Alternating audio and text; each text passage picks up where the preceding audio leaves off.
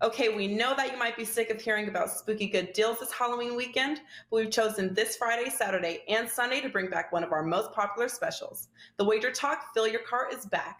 This Friday, October 29th, Saturday, October 30th, and Sunday, October 31st, you will get a 31% discount on everything you fit into your cart. Whether it's a daily package, a one-day all access, a 3, 7, or 30 package, a full season of college hoops, or a full 12 months from your favorite handicapper, you will save 31% with coupon Halloween31. You can fill your goodie bag as many times as you want until the clock strikes midnight on Sunday. Finish off October with this ghostly good deal and fill your cart wisely.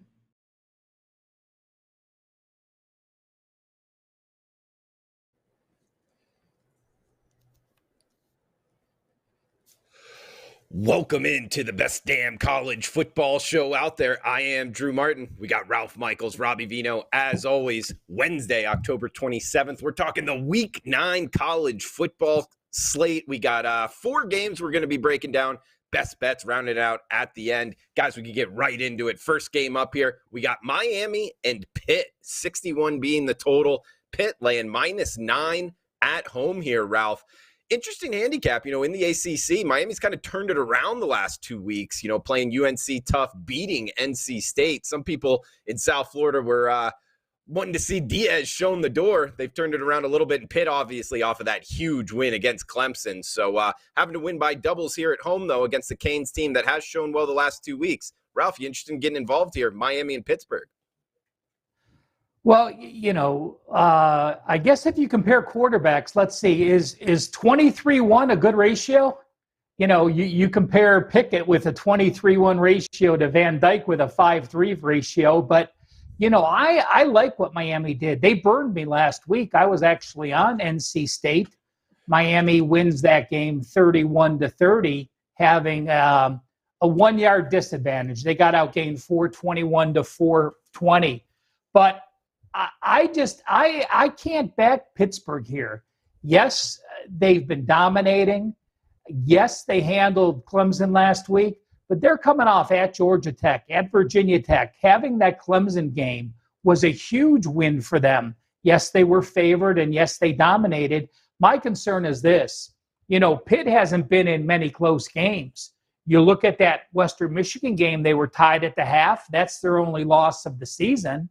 And if you look at what their offense did, so much of their numbers are from that early season success. You score 51 against UMass and you score 77 against New Hampshire. Yeah, well, your numbers are going to be tweaked to the high side. Miami, the dog, has covered the last 5 in their FBS games. I think they're in a carefree situation. I do like that the offense has been moving under, again, Van Dyke now. We look at a team that is playing loose against a team that's playing with pressure.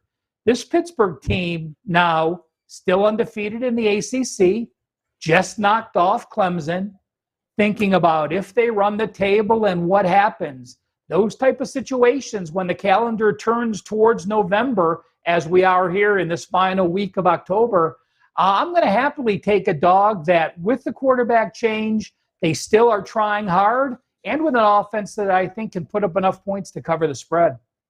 Yeah, Ralph, I'm with you. And Robbie, coming to you next, a key element I like to look for is off of the bye week, especially with a young quarterback.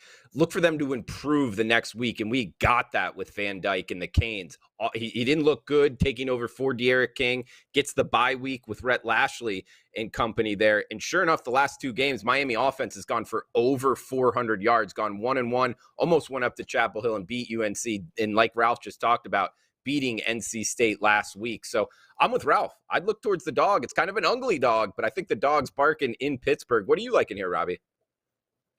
Well, it's been a popular side, right? Pittsburgh opened double digits. They're no longer double digits. I think that move initially, guys, was right. I don't know, Ralph, where your power ratings had it, but I had it at Pittsburgh -8. So I can understand the movement down from early bettors in this particular contest. Let me start here real quick by going over Miami's first half and second half splits. It could, it shows a little intelligence level for the Miami coaching staff. First half of games this year, they're 1-6 against the spread. Second half, they're 5-1-1. Pittsburgh's been consistent all the way through, 6-1 overall against the spread, 5-2 both halves. But the first half numbers where Pitt is 5-2 against the spread and Miami only 1-6, maybe something we could take advantage of here. Tyler Van Dyke, you guys talked about him last week against NC State. I think it's an impressive effort. NC State's pretty good defense, 25 of 33, 76%, 325 through the air. Miami's gone over the total in 3 of their last 4. Those 3 where they went over, all of those games hit 61 points or more. 61 is the number we're looking at in this contest.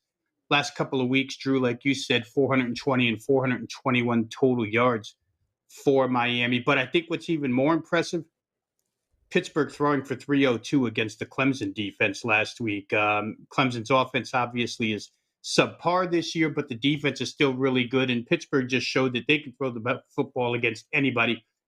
When it comes down to stuff that's key in this game, the Pittsburgh pass rush, since Narduzzi has gotten there, has really been good. They've got 22 sacks on the season.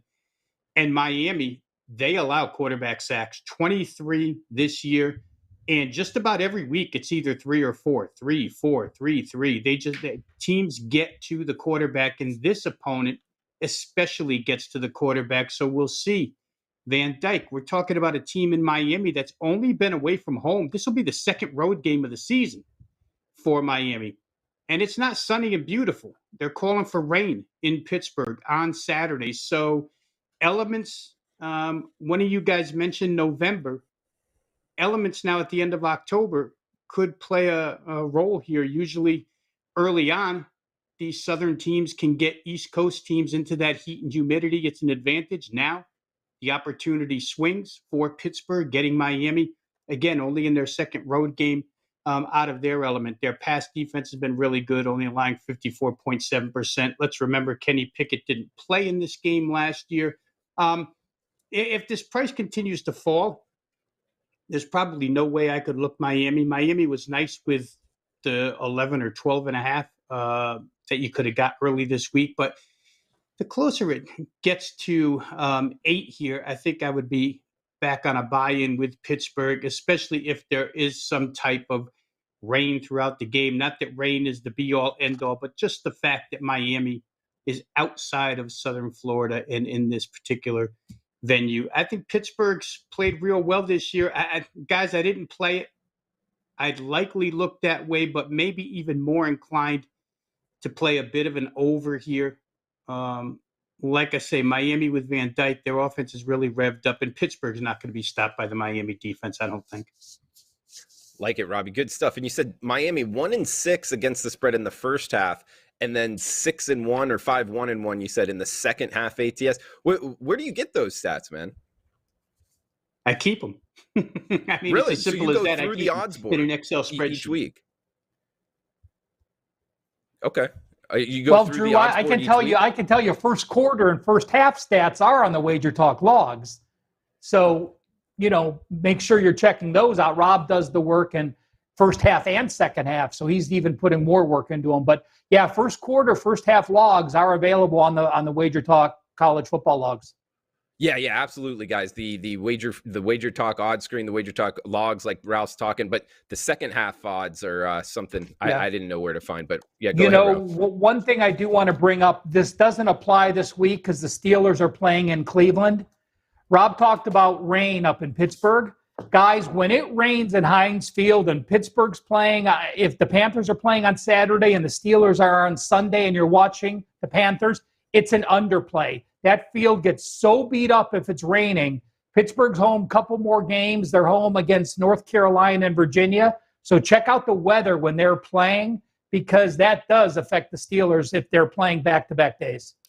Interesting. In Ralph, is that something you would look at like at Hard Rock Stadium with the Canes? If they were playing home and the Dolphins were, is that something you look at all stadiums, or is that particular to Heinz Field?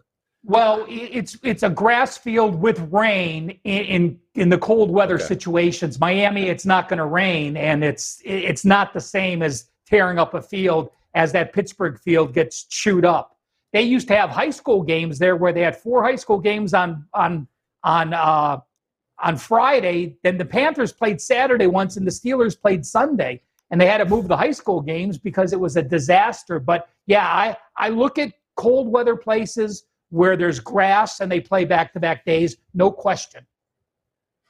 Good stuff from Ralph Michaels, Robbie Veno. I am Drew Martin. This is the best damn college football show. Wednesdays right here on the WagerTalk YouTube channel. Robbie, next game up, we got Penn State and Ohio State in the Big Ten. 60 being the total. We're seeing the Buckeyes laying a big number here, 18.5 at home in the Horseshoe. You think they're worthy of this, almost 3 touchdowns now with the Buckeyes at home? Yeah, it's interesting, Drew, because there's a couple times this season, and you'll certainly know of one of them, where Penn State has taken full advantage of the 7:30 Eastern time zone starts. The whiteout, the stripe out, whatever Penn State wants to call it, they take advantage. But now they're walking into one. 7:30 Eastern time at night start in Columbus. Now you're the visitor. I don't know that their reaction is going to be as good as it was when they were at home against Auburn. And I'm forgetting the second time they played at 7:30. But there's been 2. Here, there's a little chance of rain as well. I saw a 37 to 40% chance of rain throughout the game. Wind is minimal, guys. Wind doesn't pick up at all here. It's like 8 to 10 miles an hour. So maybe you get some rain. But I don't know that it'll affect anything Ohio State does offensively, because other than a natural disaster right now, you're not stopping the Ohio State offense at this point in time. They're going to probably welcome back Master Teague into the backfield to team up with Travion Henderson, which the balance that this team has offensively is going to cause all kinds of fits for Penn State, especially after what we saw last week. Are you kidding me? Illinois ran for 357 yards against Penn State. And no, 200 of them weren't racked up in the 9 overtimes. I mean, Illinois ran from start to finish against Penn State. Penn State, I don't think, got much over 60 yards rushing. They were just thoroughly beaten at the line of scrimmage last week. That's bad news when you're going to play Ohio State. There are some Big Ten insiders, Ohio State followers, who think that this might be the best offensive line that Ryan Day has had at Ohio State. Ralph, I'll defer to you on that. You're closer to the situation, but it's been a really good run offensively for this team. Got all the talent in the world. Penn State's offensive problems really don't stop there. You know, they've only scored over 28 points in 2 games this season. Those 2 games were Villanova and Ball State. Otherwise, they've been held to 28 or less. They've been held to 2.8 yards per carry in 5 of their 7 games. The only times they were able to rush real well were against Indiana and Ball State. Otherwise, the offensive line's been a disaster when it comes to run blocking. I know some of it has to do with the fact that Sam Clifford has been hurt, and he's an integral part of the running game. He gets incorporated in there with some quarterback runs. But it's going to be tough. They just haven't run the football well this season. They're going to have to do damage through the air. I'll say this about Ohio State's defense. The defensive improvement in their last 4 games overall statistically has come against absolutely nobody. Akron, Rutgers, Maryland with all kinds of key skill weapons banged up, Indiana with a backup quarterback.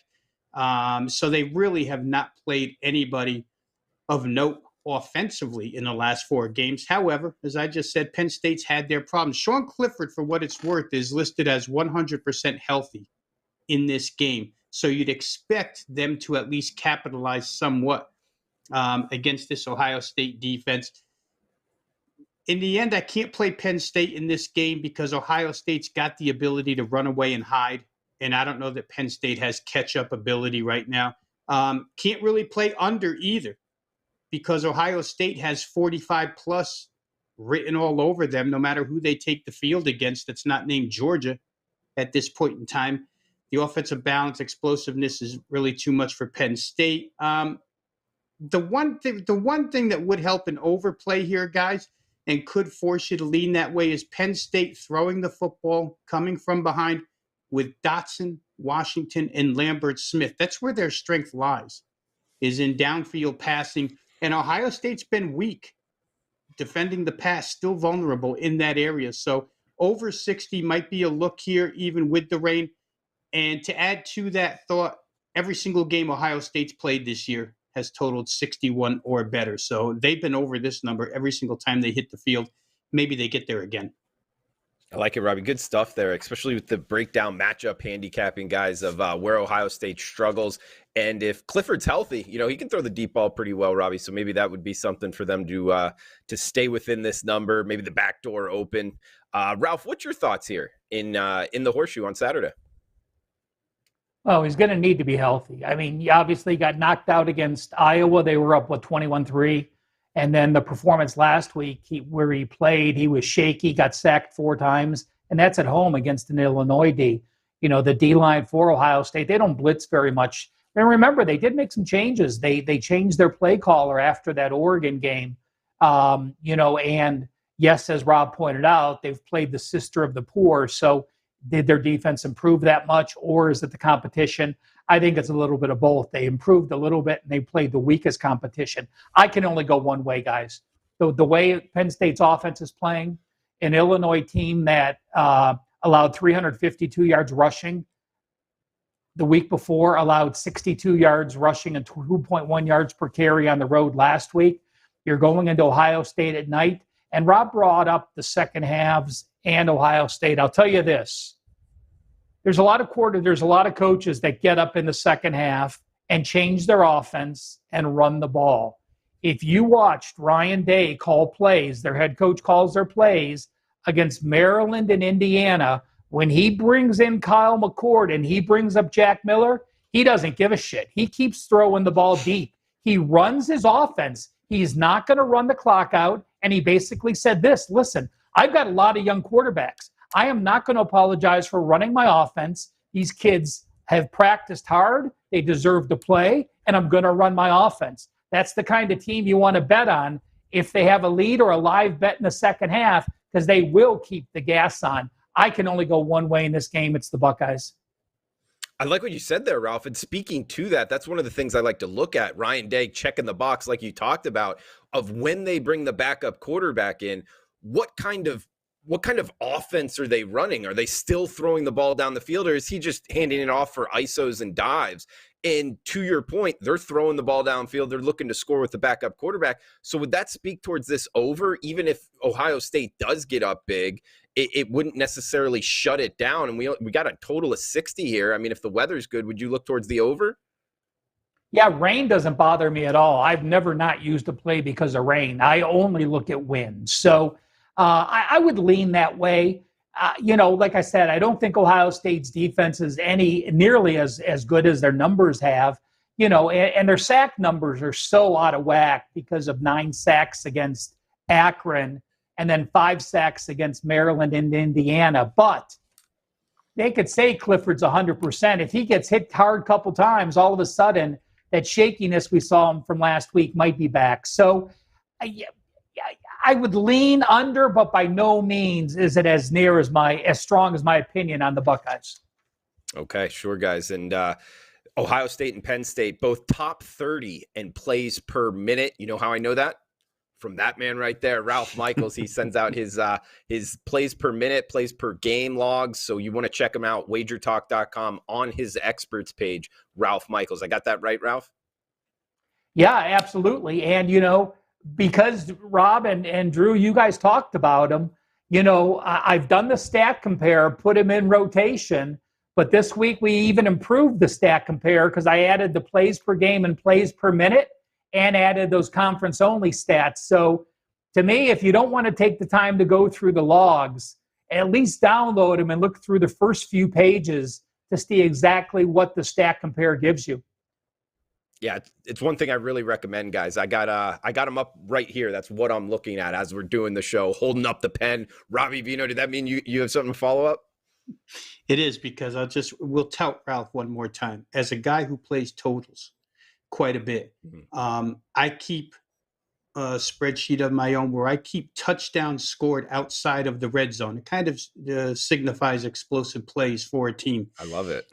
You get Ralph's stat compare, and you can get even deeper into the weeds, plays between, and I'm looking at it right now, between 0 and 10 yards, over 20 yards, over 30 yards, defense allowed 10 yards and 20 yards. So you can get the full amount of explosive plays outside of just touchdowns, which is what I keep. So again, this stuff is not found readily across the internet. So to everybody watching or who's going to watch this video once it's archived up on YouTube, take advantage. And it can help you quite a bit, believe me. Even us that handicap every single day for a living, it certainly helps me. Absolutely. I second that, Thanks, guys. It helps me a lot. I look at it all the time. I can't wait for Ralph's email when it's in there. And also, guys, you can get it at his handicapper page, WagerTalk.com. Heading out to the Pac-12, next game up. 2 games left before best bets. Oregon State, Cal. Ralph, coming to you first on this one. We're seeing a competitively priced game here. Oregon State, the Beavers, -1 in the hook. Road favorites. Looks like a total open 57, as you see right there. The night game actually bet down to 55.5. Little under money here in Berkeley. You like it anything as the Beavers visit the Golden Bears? Listen, this is a pick'em game. And who am I going to back? An Oregon State team that's been an ATS darling that has wins, at USC against Washington and against Utah, or a Cal team with Chase Garbers who has an 11-5 ratio, and most of that is skewed because of their win against Sacramento State and a 6-3 win over Colorado. Cal has 2 wins. They've beaten Sacramento State by 12. They've beaten Colorado by 23. There's no way in hell I'm backing Cal. This is just eye test for me. Having watched these 2 teams in a game where I'm picking the winner, there's only one way for me to go. I'm going to make it short and sweet. Oregon State Beavers. Short, sweet, to the point. We'll take that, Ralph, every single time. We got Robbie Veno up next in follow-up. Oregon State and Cal, Robbie. Yeah, it's an interesting game, Drew. And here's one of those where, you do this as long as I have, and you go through the process of handicapping all these games and you uncover stuff. And then you take that stuff you uncover and you weigh something more heavily and go ahead and make a play on it. And it turns out to be wrong. That's what happened to me last week. I think we had, Drew, on one of the shows we did together, it might have been here with Ralph. Maybe it wasn't. We had the Utah-Arizona State game. And in that game, I brought up the scheduling spot for Utah. They had just come off of, Utah-Oregon State. I'm sorry, guys. Utah had just come off of wins. Divisional wins against USC and Arizona State. Now they're going to go on the road to Oregon State with another Southern Division team on deck, UCLA. And in order to get to that Pac-12 championship, they have to win the South Division.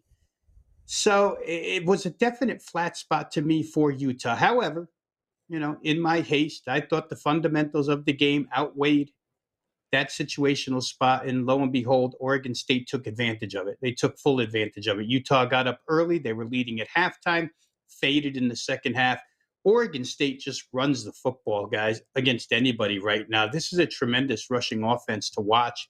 The passing has kind of gone by the wayside.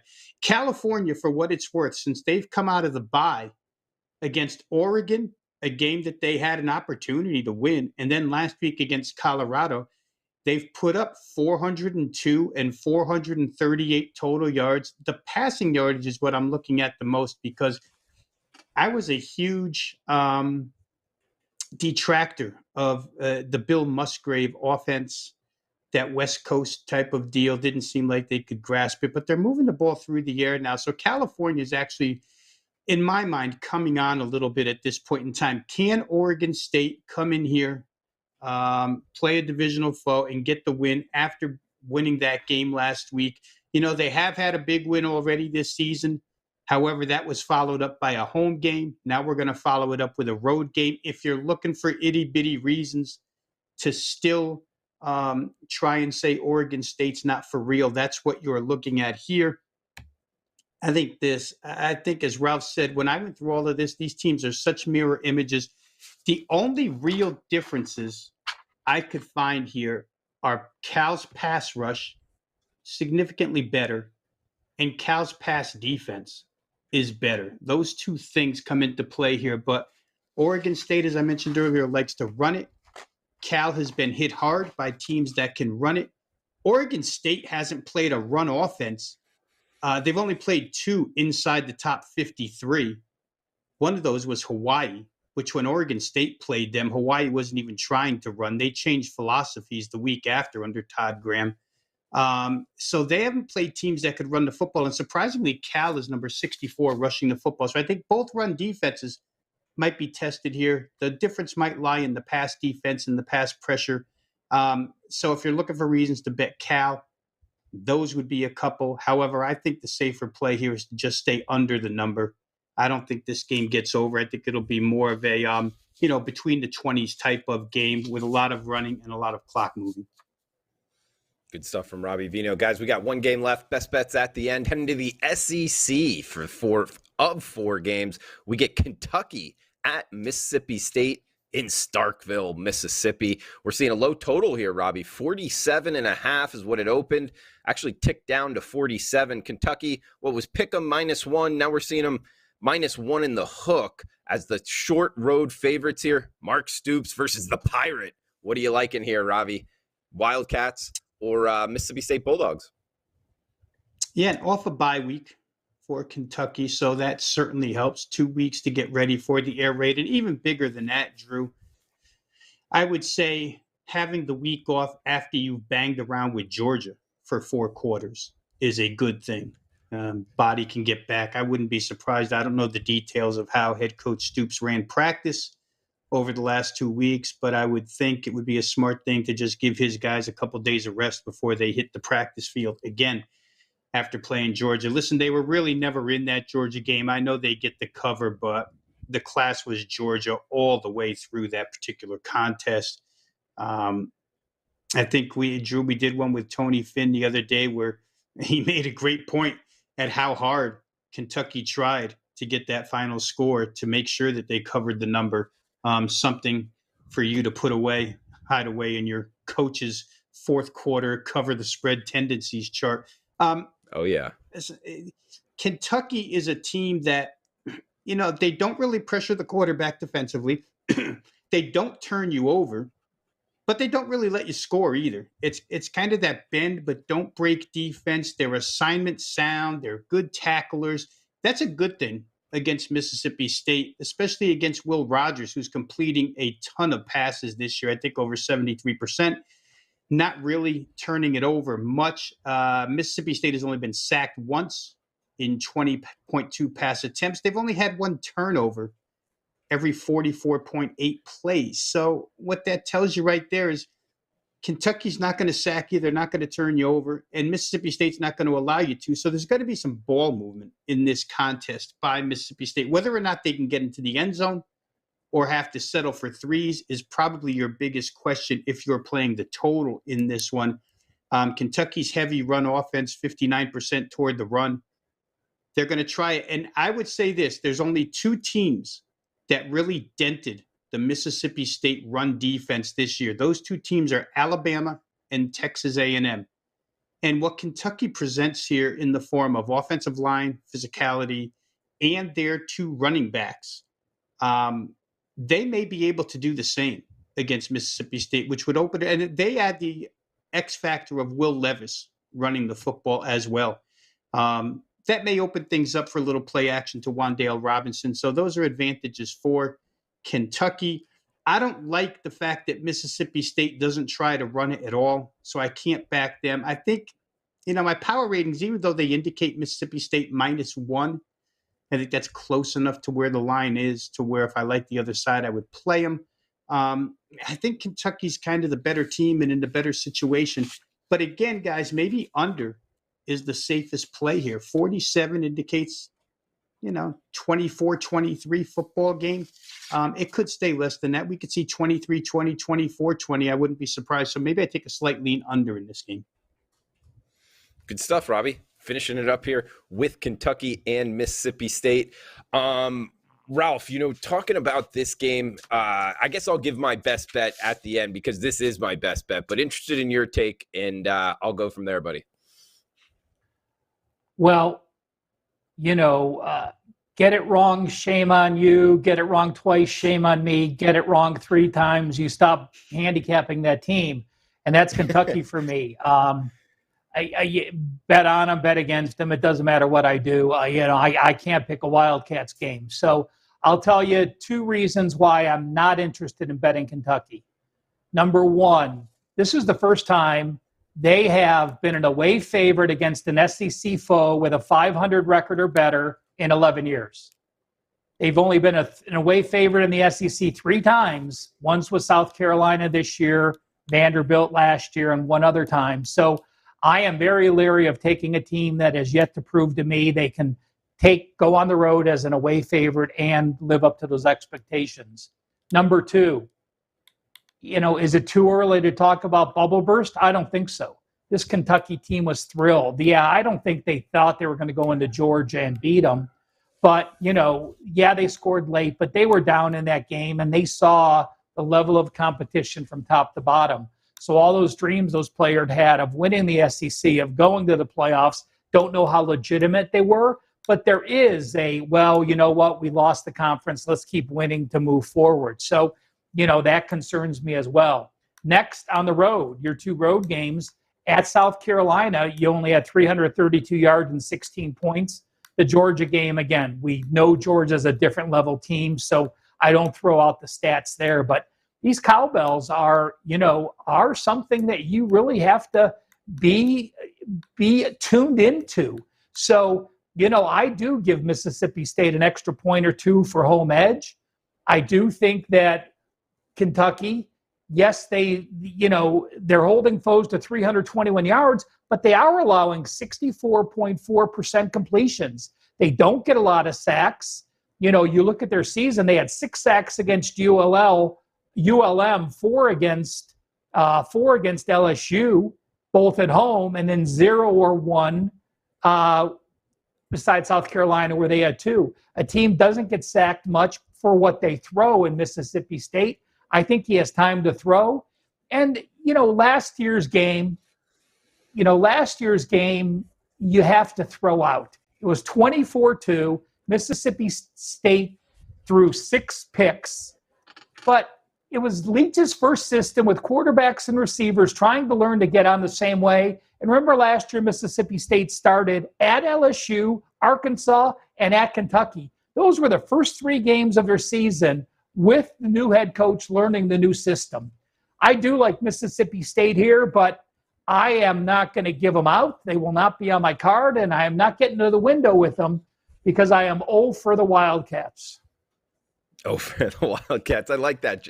The way you started that, Ralph, I 100% agree, man. When I lose on a team after twice, no matter which way I'm betting them, with or without, I tend to put them on the back burner and forget about them, because that's the great thing about college football, guys. A lot to choose from, so you don't got to force anything in this sport in college basketball. So huge shout out to the chat box, everybody joining us live. RJ saying he thinks it goes over 47. We got a bunch of people in here. Lomar in the house, James as well. We get Drew in the house, Rara, all of you. Thanks for joining us live. Feel free to shout out any questions before we shut this down. We got best bets coming up. And teased it at the top, Kentucky, Mississippi State, this is my best bet. And hey, that's what makes a market. Sounds like Ralph may be going towards the other side there in Mississippi State if he were to bet it. I'm actually looking to be on Kentucky here, guys. I wrote it up as a free play. It's a client play as well at WagerTalk.com. And a couple reasons why here. One being, Mississippi State, in being at home and with this Mike Leach offense, his second year, I actually have a different read on how that game played out last season, mainly because the 6 interceptions. Remember, Mark Stoops is a defensive-minded coach, and, styles make fights. So seeing his defense play so well against Mike Leach, I think it's actually one of those things. He's got his number, and it's going to be difficult for this Mississippi State Bulldog offense to move the ball against Mark Stoops' coach defense. Plus the fact he's got a extra week to prepare here. Kentucky off of the bye week, off of the straight up loss to Georgia. And like Robbie pointed out, right through the back door with the Wildcats and cashing that ticket. So something to keep in mind. So he's got the extra time to prepare. Plus the fact, Kentucky's been really good. Top to bottom roster construction. They've been to 5 straight bowl games. That's tying a school record in terms of what he's actually built here as the second longest tenured head coach in the SEC. That doesn't happen unless you're doing something right. He's doing it right in Lexington. A couple other things here, guys, is you can get the detailed written analysis at WagerTalk Drew Martin page. But for those reasons, plus the fact 3 and 4 ATS, talking about Mississippi State here, 6 and 1 is Kentucky. And overall, guys, I just think that they're the better team top to bottom, and going on the road with the extra preparation time. Yes, Starkville can be a tough place to play. They've lost, 4 straight in Starkville. I don't think they've won since 2008. Randall Cobb was the quarterback for that Kentucky team. So it's gone back a long way, but I will take the matchup on the field handicap over the trends that heavily favor Mississippi State. So matchup handicap over the trends for me, and that points towards the Kentucky Wildcats to win this game in Starkville. So Robbie, next up here, man, final thoughts for the show and any best bets you wanted to throw out there. And real quick, just to add to that Kentucky-Mississippi State game, Drew, where, like I said, Kentucky's a bend but don't break defense. And I think when push comes to shove, if you just think it out, if you're inside the 5-yard line, would you rather have Chris Rodriguez and Cavassier Smoke trying to pound it in for Kentucky behind that offensive line? Or these air raid teams, when they get inside the 5-yard line, those pass plays just don't seem to work as well. So I think Kentucky probably has a slightly better chance of punching in touchdowns, where Mississippi State needs to score more from distance. We'll see how it goes. My best bet, though, is going to go to a different game. And I'll start by saying I'm not talking anybody off of Ohio State. Ralph was high on Ohio State. I would be playing Ohio State as well. But I just think 60 is too low of a total here for this team right now. I said it earlier. I'll say it again. I feel like anybody not named Georgia at this point isn't holding Ohio State to under 45 the way they're playing. Penn State's got a pretty nice secondary, but even though the wide receiving core and the long shot passes, the deep vertical stuff that Ohio State completes, it gets all the attention. You have to stop the ground game first, and this ground game is tremendous. The balance created just causes issues for any defense. I know I didn't include Alabama in with Georgia, but I don't know that Alabama would slow this offense down, guys, to tell you the truth. Right now, Ohio State's rolling. To me, they're on a level with Alabama at this particular point in time, where they both stand right now. Outstanding offenses, little question marks on defense. I think Penn State's vertical passing game can get me to 17 at least. If they get 17 points here, I think this game gets way over. If they get to, which I think they'll probably get 20 or better, makes it real easy. So if this number stays, it's been pushed up already. I wouldn't wait too long. 58 to 60 has already been a move. Don't wait much longer, but I think over 60 is a pretty solid play here. Ohio State, Penn State over the total. I like it, Robbie. We also talked about that earlier in the show, looking towards the over Ohio State's offense late in the games. And Ralph, coming to you last, certainly not least here. Follow him on Twitter at CalSportsLV. Check out those logs, guys. Ralph, where are you heading for best bets? I'm going to the same game, and I am going to go OHIO. Rob asked me about the O-line earlier. Ohio State probably has the best O-line in college football. They have the best set of wide receivers in college football. And arguably, I mean, he's a true freshman. They may have the best running back in college football. So you are talking elite offense with a freshman quarterback in Stroud, who has been night and day from where he was the first couple games. Remember, they had a list of experienced quarterbacks playing for a while. So coming to the inexperienced Stroud. So to me, it's a red-hot team against a team that's struggling. Night game at Ohio State, national TV. I will take Ohio State here as my best bet. Like it, Ralph. Good stuff, guys. So what, Penn's up here? We got anything else to shout out? You got to check out Ralph's logs. Check out Robbie at WagerTalk.com. Got a lot of plays up. But other than that, guys, any final thoughts here? Rob, how about this? Let's see. You gave out Kentucky as a best bet, and I like the other side. It should be a game of the year, a game of the century for you. Drew, pump it up, Drew. Kentucky, guys, Wildcats, let's go. -1 in the hook in Starkville. Mark Stoops over the Pirate every time. I'll take it. So I don't know. Hopefully they come through. My money's on it. Clients' monies are on it. And check out the detailed written analysis, WagerTalk.com. So for Ralph Michaels, where you can check out the college football logs, guys, plays per minute, it's all up there. Robbie Veno always bringing the goods right here on Wednesday's Best Damn College Football Show. Come back and join us next Wednesday. Feel free to leave a comment below, guys, in the comments. Let us know what you're betting on, your thoughts on this Kentucky-Mississippi State game. Maybe Ralph's got it right. I don't know. Either way, guys, let us know in the comments below. For Ralph Michaels, Robbie Veno, I am Drew Martin. Thanks for tuning in, and best of luck with your bets. And they're off. Large fields and huge pari-mutuel pools result in the best opportunity to profit betting horse racing on Breeders' Cup weekend. WagerTalk's own horse racing expert, Sig, will be joined by handicapper and horse racing contest expert Sean Alvarez as they preview the entire field for Breeders' Cup weekend in the 2021 WagerTalk Breeders' Cup preview and wagering guide. You will receive in-depth analysis of every horse in the 14-race field from our experts, as well as selections and betting strategies from both Sig and Sean, all 14 Breeders' Cup races on Friday and Saturday. For a limited time, if you pre-order the guide before midnight on October 31st, you can save $10 off the regular price and pay only $29.99 for expert selections and analysis for every Breeders' Cup race.